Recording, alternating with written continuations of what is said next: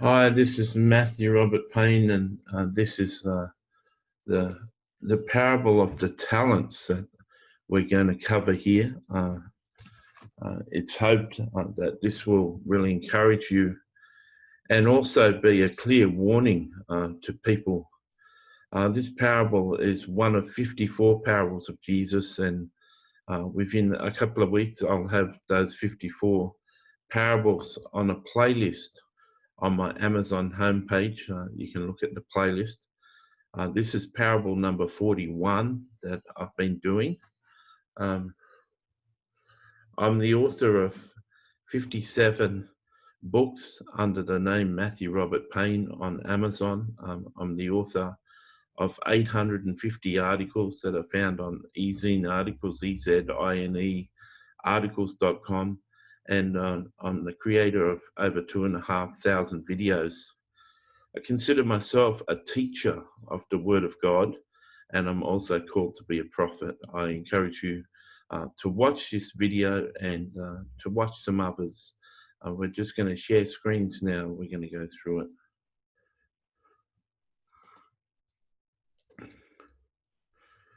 For the kingdom of heaven is like a man traveling to a far country, who called his own servants and delivered his goods to them. And one he gave 5 talents, to another 2, and another 1, to each according to his own ability. And immediately he went on a journey. Then he who had received the 5 talents went and traded with them and made another 5 talents. And likewise, he who had received 2 talents, 2 more also. But he who had received 1 dug in the ground and hid his Lord's money. After a long time, the Lord of those servants came and settled accounts with them. So he who had received 5 talents came and brought another 5 talents. So see, Lord, you delivered 5 talents. Look, I've gained 5 more talents beside them. The Lord said to him, well done, good and faithful servant. You are faithful over a few things. I'll make you ruler over many things. Enter into the joy of the Lord. He also who had received 2 talents came and said, Lord, you delivered me 2 talents. Look, I've gained 2 more talents besides them. His Lord said to him, well done, good and faithful servant. You've been faithful over a few things. I'll make you ruler over many things. Enter into the joy of the Lord. Then he who had received 1 talent came and said, Lord, I knew you to be a hard man, reaping where you've not sown and gathering where you've not scattered seed. And I was afraid, and I went and hid your talent in the ground. Look, you have what is yours. But the Lord answered him, you wicked and lazy servant. You knew that I reap where I have not sown and gather where I've not scattered seed. So you ought to deposit my money with the bankers, and at my coming I will receive my own with interest. So take this talent from him and give it to the one with 10 talents. For everyone who has, more will be given, and he who has abundance, and he will have abundance. But from him who does not have, even what he has will be taken away. And cast the unprofitable servant into the outer darkness. There'll be weeping and gnashing of teeth. Okay, so I want to ask you a question here. What is this outer darkness where there's weeping and gnashing of teeth? There is a dark place, a place of darkness outside of hell, on the outskirts of hell.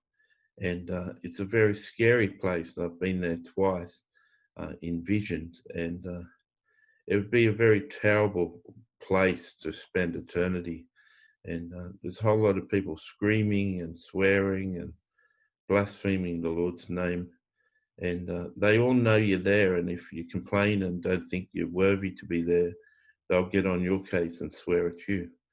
So it's not a nice place. And this is where people end up that don't invest their talents. And I want you to remember that as we go through this parable, because that person could be you.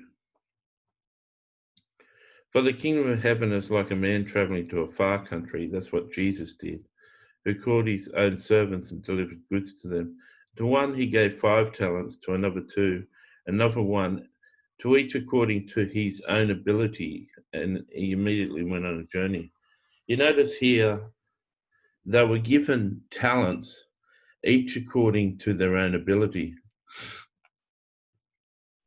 What does that mean? It means that someone like Benny Hinn may have come from a good family, a good income, good education, good opportunities. And so he's given 5 talents and given an ability to do crusades all around the world. Someone like Joyce Meyer may have not had a good income, not come from a good family. She came from a pretty dreadful past with sexual abuse. And she may have been given 2 talents and she's gone and done some pretty good things. So it's important to know that we're each given opportunity according to our place in life. And so when God is going to reward us in the future, he takes into consideration where we come from and our opportunities. And we get given the talents, we get given the seed that correlates to our upbringing, correlates to our place, and correlates to our ability. Now, what is this investing talents?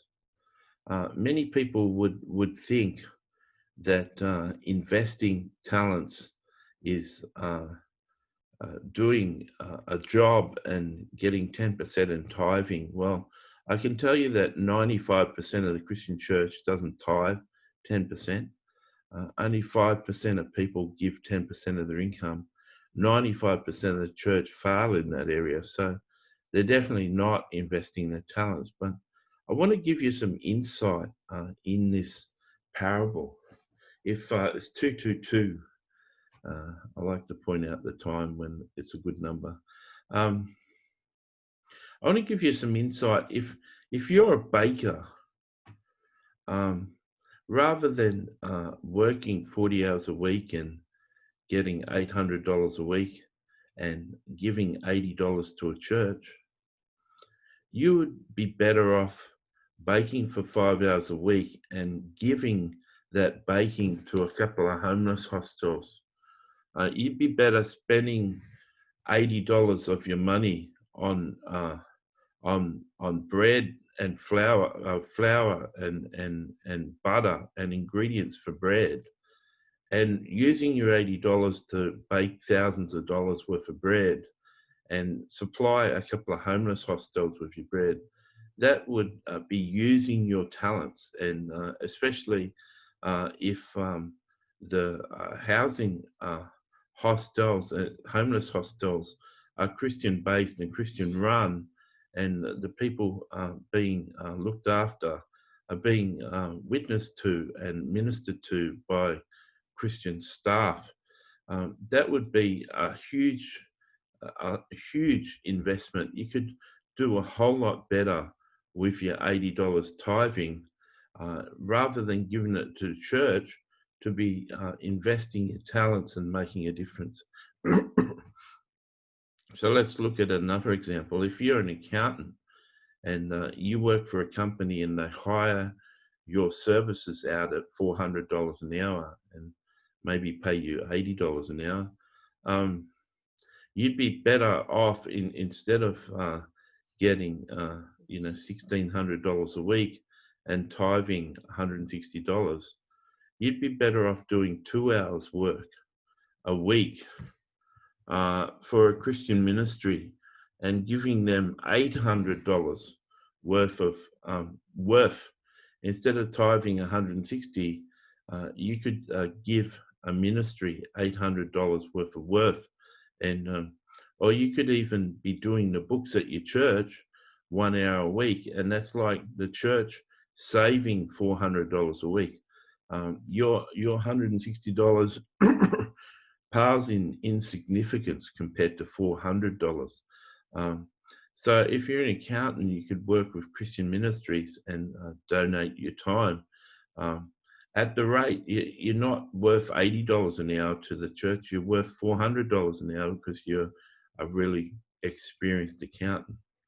And this translates into every job, that we're all given talents, we're all given abilities, and we need to invest our abilities in order to propagate and move forward the gospel of Jesus Christ. Now,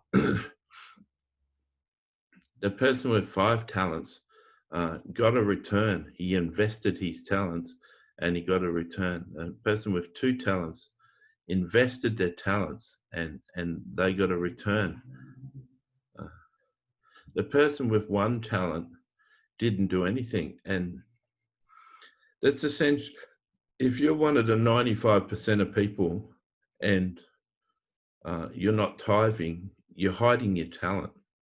And you're in very serious trouble. I remember when Jesus said, you cannot serve 2 masters.